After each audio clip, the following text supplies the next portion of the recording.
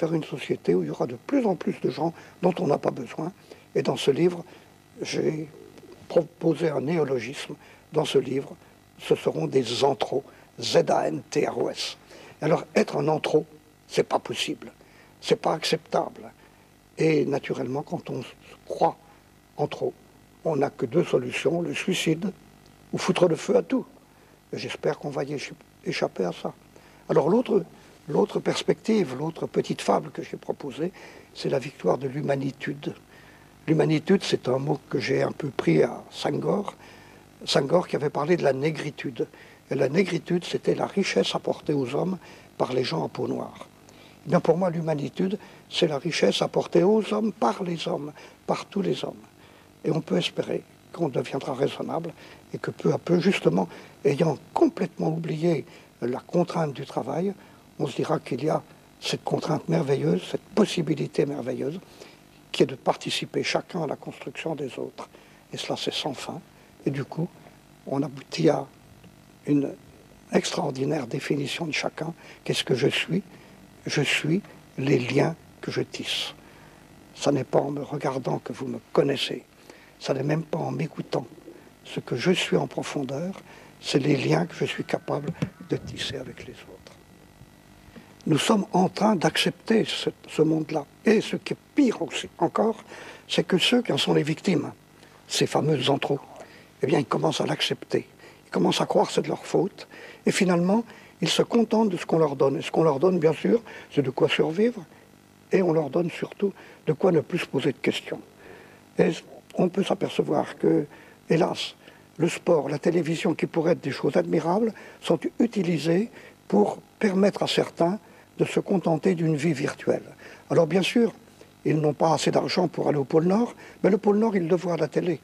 Ils ne sont pas assez beaux pour épouser la princesse Caroline, mais à la télé, ils peuvent imaginer qu'ils l'épousent. Et puis surtout, ils ne sont pas assez forts ou ils ne sont pas assez adroits pour être des champions du foot ou du basket, mais ça ne fait rien. Ils regardent ça dans leurs pantoufles, ils voient ça à la télé, et puis même, ils s'enthousiasment pour les uns ou pour les autres, alors qu'au fond, ça leur échappe complètement. Le pire actuellement, c'est l'acceptation d'une vie virtuelle par un nombre de plus en plus grand de gens. Et il faudra donc provoquer un sursaut.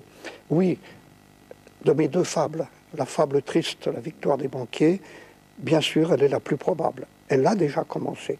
Mais j'espère qu'on peut obtenir un changement, une véritable révolution, une révolution non violente, qui nous permettra de comprendre que c'est l'autre fable qu'il faut absolument faire vivre. Qui peut faire cette révolution? Je les connais. Ce sont les instituteurs, ceux qui parlent aux enfants. Et il faut qu'ils disent aux enfants, n'acceptez jamais de vivre une vie virtuelle. Vivez une véritable vie, une vie qui vous permette de rencontrer les autres. Les vrais hommes et femmes politiques sont ceux qui ont du pouvoir. Avoir du pouvoir, c'est changer ce qu'il y a dans la tête des autres. Quand un homme politique bien connu parle, il y a des millions de personnes qui l'écoutent, mais personne ne l'entend. On sait d'avance ce qu'il va dire. Quand une institutrice parle à 25 gamins, elle est écoutée. Par conséquent, les hommes et les femmes qui ont le pouvoir, eux qui vont faire la vraie politique, ce sont les instits. C'est à eux qu'il faut s'adresser pour essayer que demain soit vivable. Pourtant,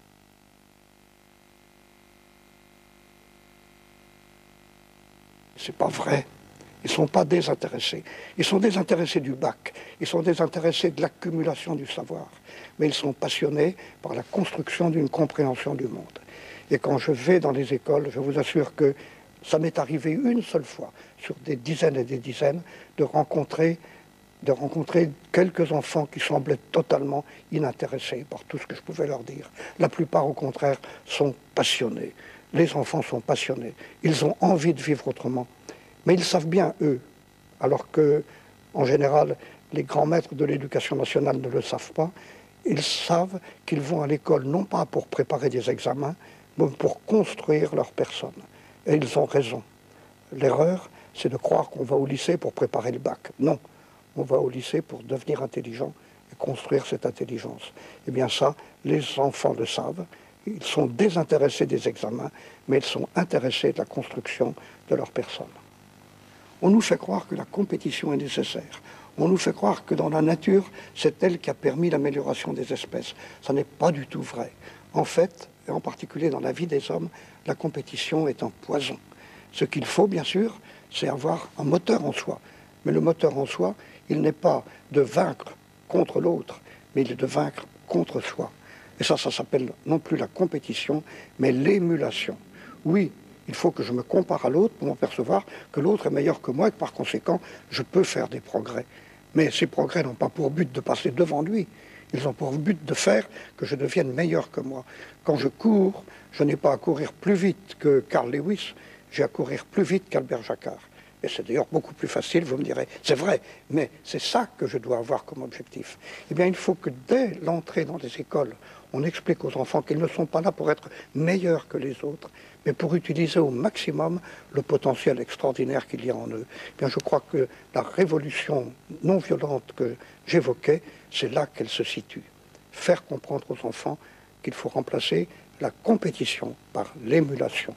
Et on s'apercevra par exemple que tout dans le sport va changer. À quoi ça sert de vaincre? Ce qui compte, c'est de faire une belle partie. Et je n'arrive pas à accepter que l'on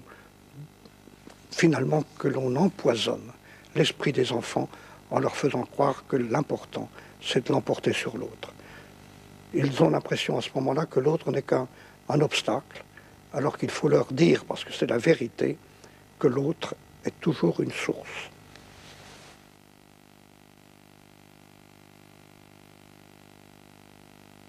Le mot chômage, c'était un mot très positif il y a un siècle. Quand il y avait enfin un jour chômé, parce que c'était la Saint-Machin, tout le monde était content. Oh, chic, demain, c'est un jour chômé. Vive le chômage. Plus il y aura de jours chômés, mieux ça vaudra. Et puis, il y a eu ce renversement où le chômage est finalement une non-activité subie, de même que l'activité est subie. La clé, c'est justement dans le mot subir. Un homme n'est pas là pour subir. Et c'est vrai dans la nature. Les animaux subissent, bien sûr. Ils subissent toutes les contraintes de l'environnement.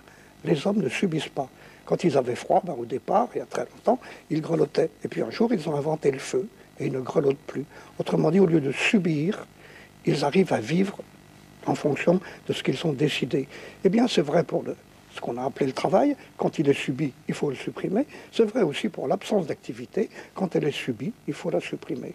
Il faut donc avoir une société qui soit capable, et ce n'est pas difficile, de proposer une activité et 1000 activités à chacun. Alors, bien sûr, chacun choisira. Il y a ceux qui préfèrent chanter, il y a ceux qui préfèrent courir, il y a ceux qui préfèrent écrire des livres ou lire, peu importe. Mais il y a vraiment de quoi s'occuper.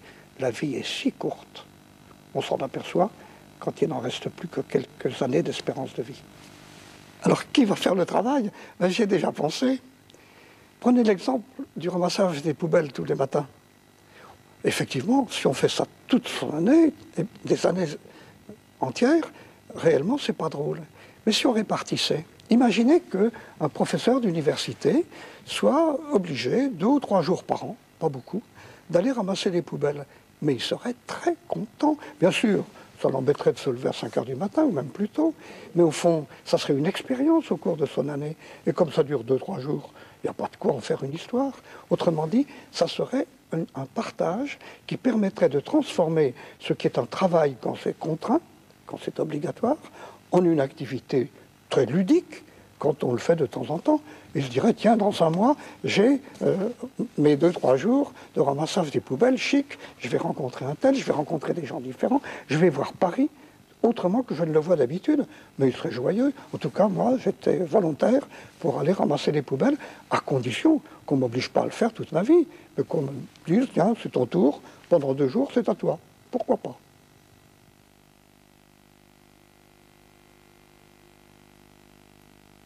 Il y a un siècle ou deux, on expliquait qu'il y avait 2 sources à la dignité. Le travail pour les uns et la propriété pour les autres. Car les grands propriétaires, les grands nobles qui avaient des fortunes colossales, ils n'avaient pas besoin de travailler, mais ça suffisait. Du moment qu'ils avaient des propriétés, ils avaient le droit de vivre. Quant aux autres, ils devaient acquérir le droit de vivre en travaillant.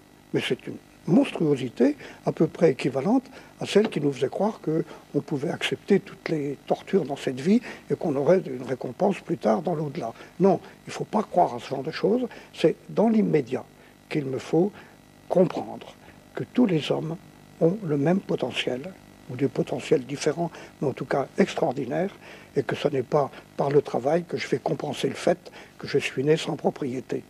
Le propriétaire, finalement, n'est jamais que quelqu'un d'un peu abusif, et le travail est une torture dont je peux me passer. Ma dignité, je la trouve en échangeant, et en échangeant de préférence des idées.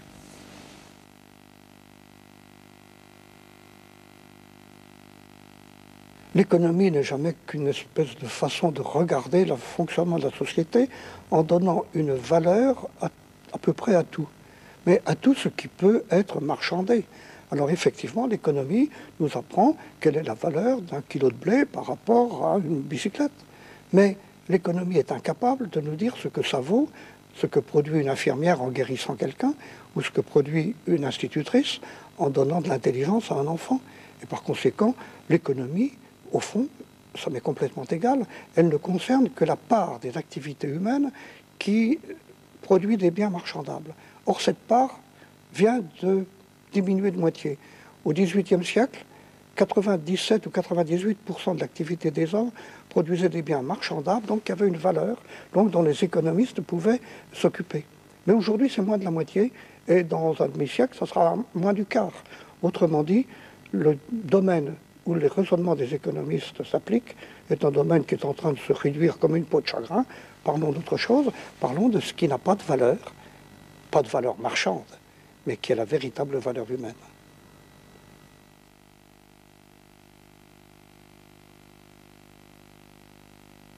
Alors là, il faut rêver. Et pourquoi pas rêver? Il faut rêver en se disant, en se réveillant, on aura tous un programme, mais un programme qui ne sera pas imposé parce qu'il faut bien vivre, parce que ceci et cela, mais un programme qui tiendra compte des autres et dans lequel on va choisir. Et quand je pense chaque jour au choix que je suis obligé de faire, moi qui suis justement bénéficiaire de beaucoup de temps libre, je n'en ai jamais assez. Il y a tellement de choses qu'il faut que je fasse. Il faut que je termine un livre, il faut que j'en commence un autre, il faut que je rencontre un tel, il faut que j'aille à tel endroit, et puis j'aimerais tant prendre l'avion pour tel autre endroit, etc. La société du temps libre, c'est la société du choix personnel. Bien sûr, un choix qu'il faut rendre le moins égoïste possible, mais comme ce choix aboutit le plus souvent à rencontrer des autres, à rencontrer des regards, alors je deviens moi en regardant les autres. Et c'est ça, la société du temps libre, celle où on aura surtout le temps d'échanger des regards. Et puis, de temps en temps, des sourires, et peut-être même encore mieux.